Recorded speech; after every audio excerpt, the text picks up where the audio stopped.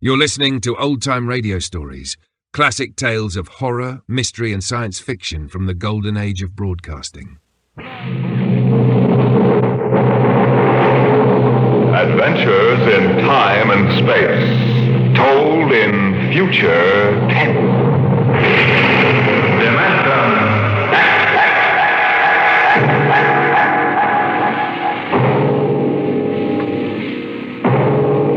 The National Broadcasting Company, in cooperation with Street and Smith, publishers of astounding science fiction, bring you Dimension X.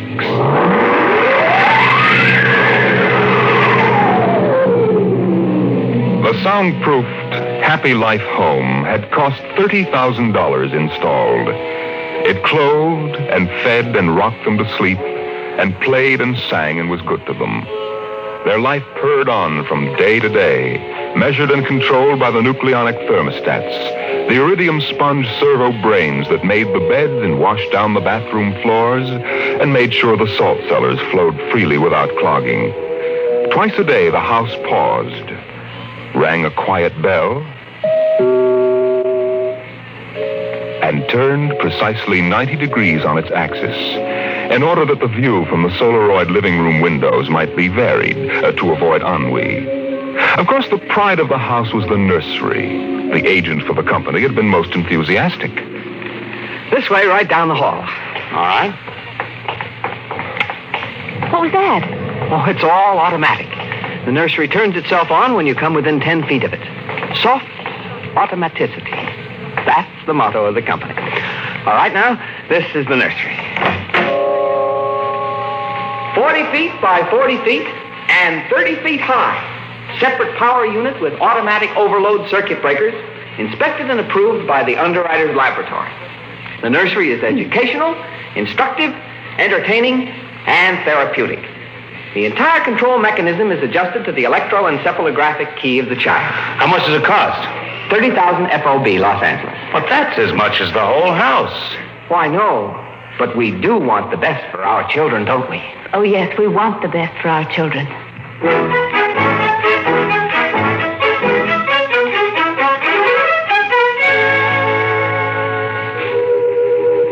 And it was the best. The crystalline walls wavered from 2 to 3 dimensions. The pseudo-textured composition flooring shifted lightly from brick to dirt to waving grass. And the odorophonics wafted the scent of fantasy through the hermetically conditioned and filtered air. The nursery was the very best. But then they wanted the very best for the children. The technicians installed the nursery, and the heavy coaxial power cable was run in from the main line. The walls sprang to life, and the mental control banks and relays hummed. All right, Peter and Wendy. This is your nursery. What's so special about a nursery, Dad? Plenty. You just go in and see. Oh, do we have to?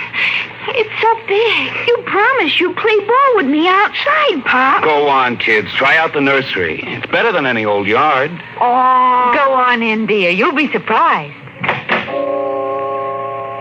Gee. Go ahead, Wendy. I'm scared. I'm not. Hey, it's nice in here. It is? Come on in, Wendy. Boy, look at the pictures on those walls.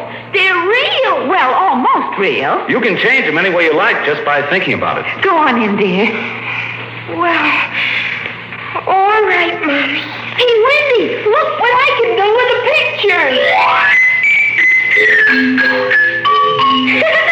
Oh, that's a white nurse from Alice in Wonderland. Sure. I just thought about it, and there it was. Well, let me try, Peter. Let me try. Go ahead. Just think. How about the... Oh, I know. I want to see the Wizard of Oz.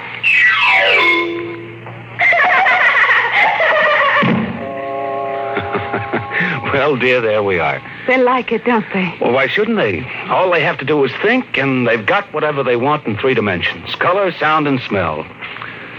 Oh, think what it would have been like to have a nursery like that when you were a kid. It's nice that we can give them all the advantages. Why, sure. What else are we working for, huh? Right. Well, what do you want to do this evening? Well, the Petersons asked us over for bridge, but... Oh, we don't have to worry about the kids. They'll be all right in the nursery. Come on, Lydia. We deserve a night out.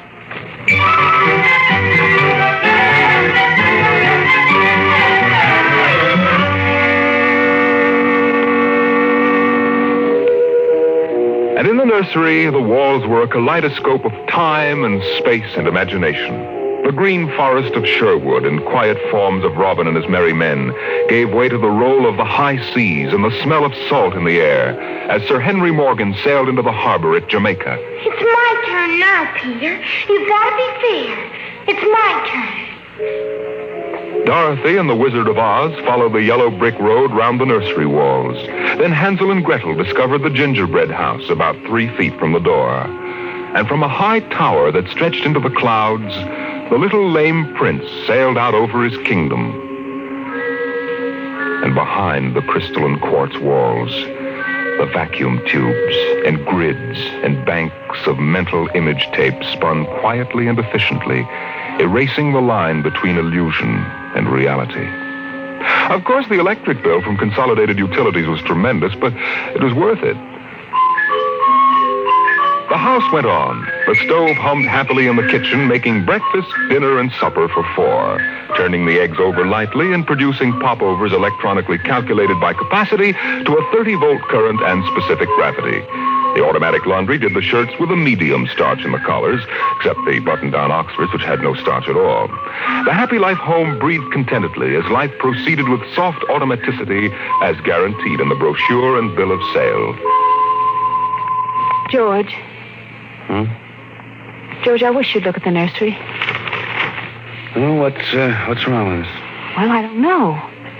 Well, that might... I just want you to look at it, that's all. Or call a psychologist to look at it. What would a psychologist want with a nursery? Oh, now, George, you know very well what he'd want. I was in the nursery last week. It's perfectly all right. Well, it's different now. Huh? What do you mean, different? Well, I just want you to come and see. Are the kids there? No, Madge Allen took them to a show along with her kids. That's why I want you to look in now before they get back. All right. What you expect me to do, I don't know. I'm no mechanic. This isn't a question of a leaky faucet, George. All right, dear, I'm coming.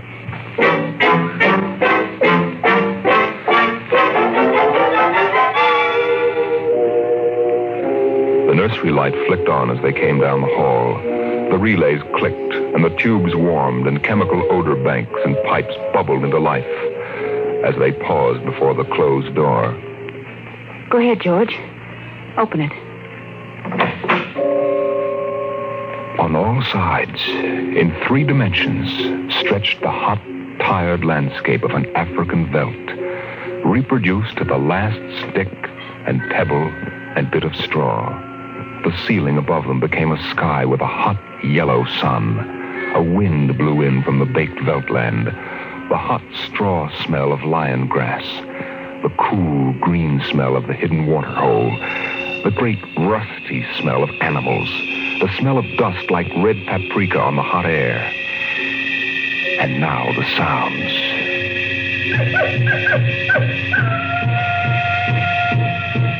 The howl of the jackal in the distance, the thump of distant antelope feet on grassy sod, and the papery rustling of the great vultures that wheeled and circled under the yellow burning sun. Oh, let's get out of this sun. It's a little too real. Oh, no, George. You promised you'd look around. Well, I don't see anything. Now, wait a minute. Look. There are the vultures. Filthy creatures. And there are the lions. Far over that way. Yes, I see them. They're on their way to the water hole. They've just eaten. Eaten? Yes, I can't see what. The sun's too strong. Well, shade your eyes. It's some animal. A zebra or a baby giraffe, maybe. Can you see it? Are you sure? It's a little too late to be sure. Nothing over there but clean bone. Vultures dropping for what's left. George, did you hear that scream? What scream? Just now. Sorry, hon, no. Here come the lions. George, they're frightening. Take it easy, Lydia. They're just illusions. It was a miracle of mechanical efficiency. The lions prowling toward them over the tawny Veldt land. A miracle of inventive genius. Every house should have one. The lions were 15 feet away. So real, so startlingly real, you could feel the prickling fur on your hand. Your mouth was stuffed with the dusty upholstery smell of their heated pelts. And the yellow of them was in your eyes, like the yellow of an exquisite tapestry. The yellows of lions in summer grass. The sound of the matted lion lungs exhaling on the silent noontide. And the smell of meat from the panting, dripping mouths. George, I'm afraid. They're so real. They're only an illusion, Lydia, that's all. Watch out! Out, quick, outside. Oh, George. Lydia, my poor, sweet Lydia. George, they almost got her. No. Take it easy. Calm down. Yes, but I could feel their breath. No. Get a hold of yourself, Lydia. They aren't real. Walls, that's all it is. Crystalloid walls. But they look so real. Yes, darling. Of course they do. But it's all dimensional color reactionary process and mental tape film behind glass screens. It's all odorophonics and sonics. Now, here, take my handkerchief. I'm afraid, George. Did you see? Did you feel? It's too real. No, Lydia. We've got to tell Wendy and Peter not to read any more on Africa. Yes, of course, dear. Do you promise? Sure. And lock the nursery for a few days. Oh, now, wait a minute, dear. Let's keep our sense of proportion. George, I want you to lock that place up. Honey, you know how difficult Peter is about that. I punished him last week by locking the nursery for an afternoon, and he threw a tantrum, and Wendy, too. Honey, they live for the nursery. I tell you, it's got to be locked. That's all there is to it. Lydia, you need a rest. Oh, I don't know. Maybe I don't have enough to do. I have too much time to think. All I do is set the menu selector dials at the beginning of the week. But, honey, that's the whole idea. The house is automatic. I know. But couldn't we turn it off for a couple of weeks? Just a couple of weeks and take a vacation. You mean that you want to fry eggs for me? Yes, I do. And darn socks, too. I feel like I don't belong here. The house is wife and mother and maid. How can I compete with the African Veldt? And you, George, you don't know what to do with yourself in the house when you're home. You're drinking too much. Am I? You feel useless, too. Yes, I suppose I do. George. Those lions can't get out of there, can they? Oh, of course not, dear. Now, don't think about it anymore.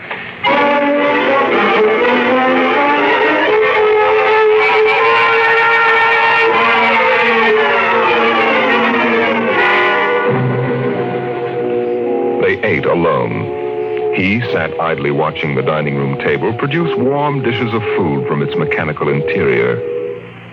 You forgot the ketchup. That's better. It wouldn't hurt to lock the children out of the nursery for a while. It was clear that they'd been spending too much time in Africa. Oh, that sun. He could still feel it on his neck like a hot paw.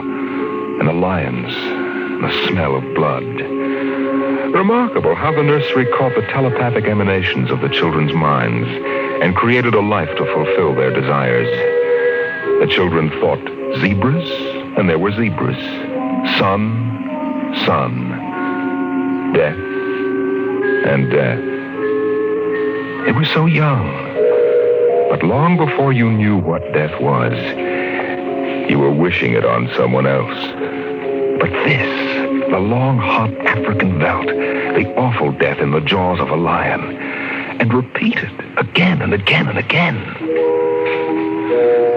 The children came home dutifully at 8:30. Hi, Mom. Hi, Pop. Hi, Peter. You want something to eat, Wendy? No, thanks. Well, we're just having dessert. We're full of strawberry ice cream. And hot dogs. We'll just sit and watch. Sure. Peter, tell us about the nursery. Nursery? Yes, all about Africa and everything. I don't understand. Your mother and I were just traveling through Africa with rod and reel. There's no Africa in the nursery. Oh, come now, Peter. We know better. I don't remember any Africa. Do you, Wen? Run and see, huh? Sure. I'll be right back. Wendy, come back here. Wendy. She'll be right back, Pop. She doesn't have to. I've seen it. Now, come on. Sure, Pop. Wendy will tell us, though. Could they be lying? We'll see in just a moment. Peter, open the door. See, Daddy? It's not Africa. It's Florida. Like in the yearling. There go the deer, see? It isn't Africa. Yes, I see it isn't. Go to bed. But it isn't 9 o'clock. No, it isn't. You heard me. Go to bed. Okay. Night, Mom. Night, Pop. Good night. Good night, dears. I'll be right in. Lydia, wait a minute. Here, look at this. What is it? This is the corner where the lions were, isn't it? What's that you picked up? It's an old wallet of mine. There's a smell of hot grass on it. The smell of a lion. It's wet with saliva. And it's been chewed. George, those smears of blood.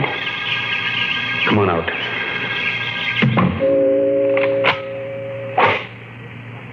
Now let's go to bed.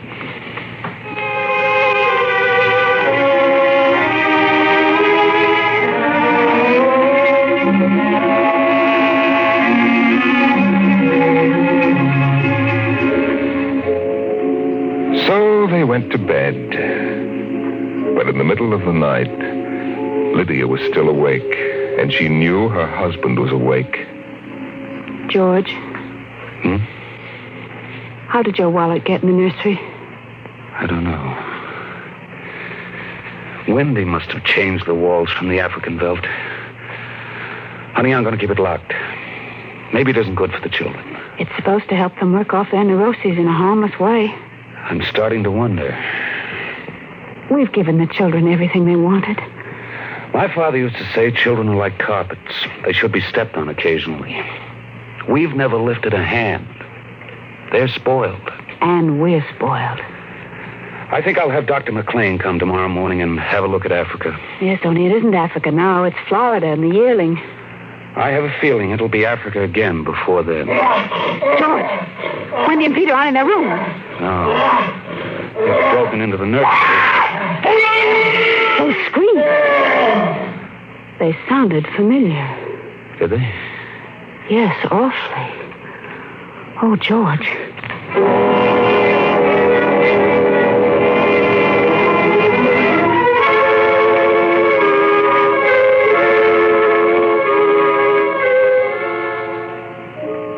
Although their automatic Somno beds tried very hard, the two adults couldn't be rocked to sleep for another hour. A smell of cats was in the night air.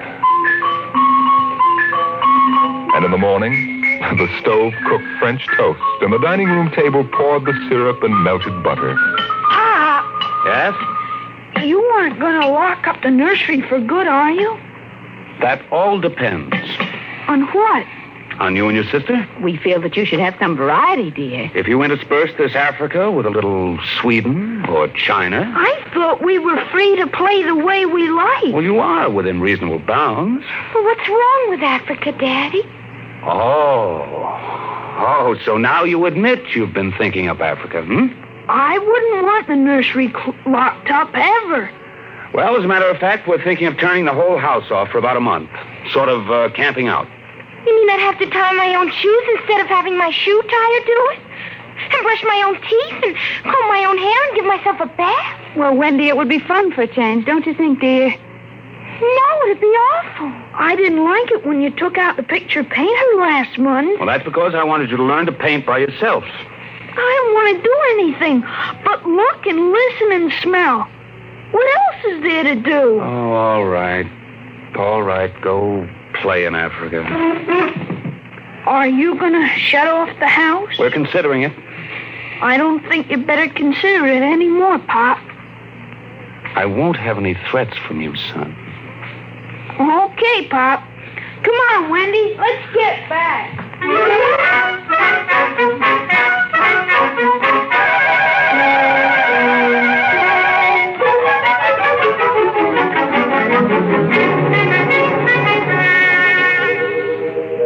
After breakfast, Dr. David McLean was announced by the audio knocker. And the dining room table, recognizing him as an old friend, poured an extra cup of coffee, light with 4 lumps. I saw the nursery last year, George. It looked all right to me. You didn't notice anything unusual? No. The pattern showed the usual violence, a tendency toward slight paranoia. All children feel persecuted by their parents. Perfectly normal. I locked the nursery and they broke into it last night. I let them stay so they could form the patterns for you to see. There it is.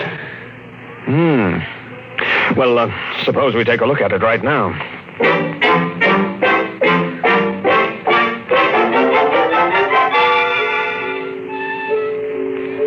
They entered without knocking and sent the children out. The screams had faded, and the lions were feeding quietly under the trees. Wish I could see what they're eating. Do you suppose some high-powered binoculars would... Hardly, no. How long has this been going on? A little over a month. It certainly doesn't feel good. I don't want feelings. I want fact. George, a psychologist, never saw a fact in his life. He knows about feelings, and this doesn't feel good. My advice to you is to have the whole room torn down and your children brought to me every day for the next year for treatment. Is it that bad? I'm afraid so. You know, that's why the nursery was developed originally, to let us examine the patterns left on the wall by a child's mind. But what is it? What's wrong with Peter and Wendy? Well, it's hard to say. I haven't punished them more than average. Though I took away a few gadgets.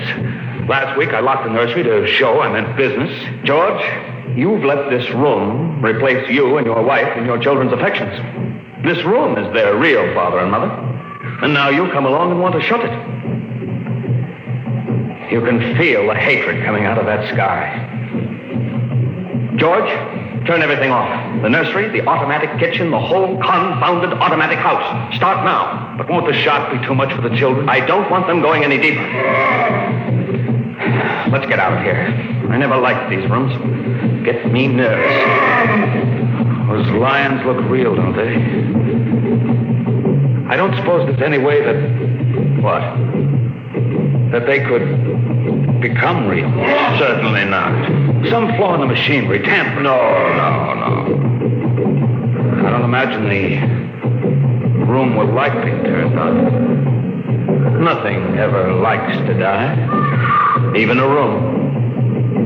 I wonder if it hates me for turning it on. Paranoia is thick today. Hello. Is this your scarf? It's stained. Brown. Say, that's blood. That's Lydia's. Come on, the main fuse box is out here. Go ahead. Pull the switch.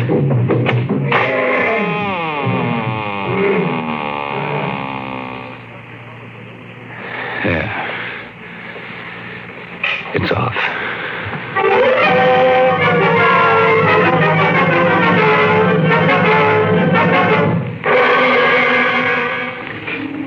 The 2 children were in hysterics. They screamed and kicked and threw things. They yelled and sobbed and swore and jumped on the furniture, weeping. It's off and it stays off. The whole house dies as of now. The more I see of the mess we put ourselves in, the more it sickens me. We've been contemplating our electrical, mechanical navels for too long. We need air. Fresh, unfiltered, unconditioned air. He marched around the house, cutting switches and pulling fuses. The stove was disconnected with a roast lamb in the oven and a flapjack still in the air. The heaters, the shoe shiners, the shoelacers, the body scrubbers and swabbers and massagers. He pulled the plugs and shorted out the controls, one after the other. The house became full of electronic corpses. It was a mechanical cemetery. So silent. None of the humming, hidden energy of the machines waiting to function at the tap of a button. And by the still dining room table, its radionic insides dead and currentless, Peter wailed at the house. Don't let them do it. Don't let Pop kill everything. I hate you, Pop. I hate you. Peter, please. Insults won't get you anywhere. I wish you were dead. We were for a long while. Now we're going to start really living. One more, Daddy. Just one more. Oh, Wendy, one honey. One minute of the nursery. That's all. Just one more minute. George. George, it can't hurt, really. Oh, all right. Only shut up. 1 minute. And that's the end. Forever. Gee, thanks, Pop. Thanks. Then we're going on a vacation. Dr. McLean is coming in a half hour to help us out. Lydia, turn on the nursery. Now, remember, kids, it'll be just for 1 minute. Oh, boy. Come on, Wendy. Come on. Oh, thanks, Daddy. Thanks a lot. Just 1 minute, remember. Oh, where'd I put those suitcases? Lydia! Don't shout, George. I'm right here. Oh, did you leave them alone in the nursery? Well, I've got to get ready, George. Oh, that awful Africa. What can they see in it? Well, in an hour, we'll be on our way to Iowa. What prompted us to buy a nightmare like that? Pride, I guess. We had the money and we were foolish. I guess we'd better get them out of there before they get involved with those beasts again. Pop! Come in! Daddy! Mommy! Come on, quick. Wendy! Peter, what's the matter? Hurry up. Open the nursery. Wendy! Peter! Well, they aren't anywhere. Wendy! Peter! Peter! Oh. The door. Open the door. They've locked it from the outside. Peter! Peter, open up! Peter! Don't let them turn off the nursery! Now, don't get ridiculous, children. It's time to go. Wendy! Open the door, dear! Let us out. Peter, open the door. It's time to go. Open the door. George, the lions! Peter, do you hear me? Open this door. They're all around us! George! Son, do you hear me? Let us out. George, look out! The lions are coming!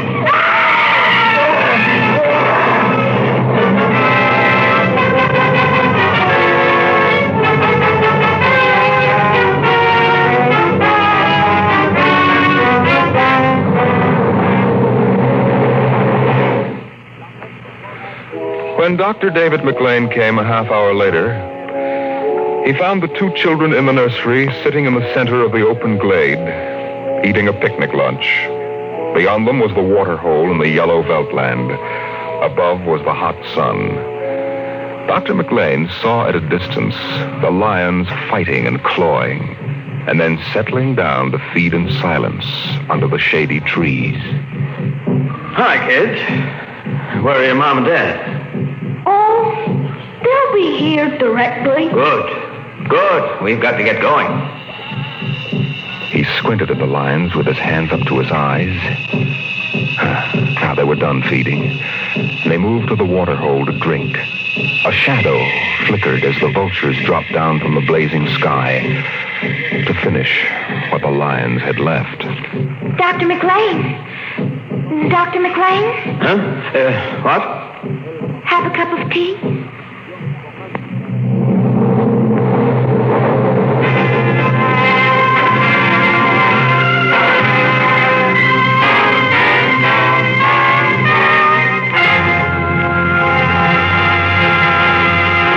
You've just heard another adventure into the unknown world of the future. The world of Dimension X.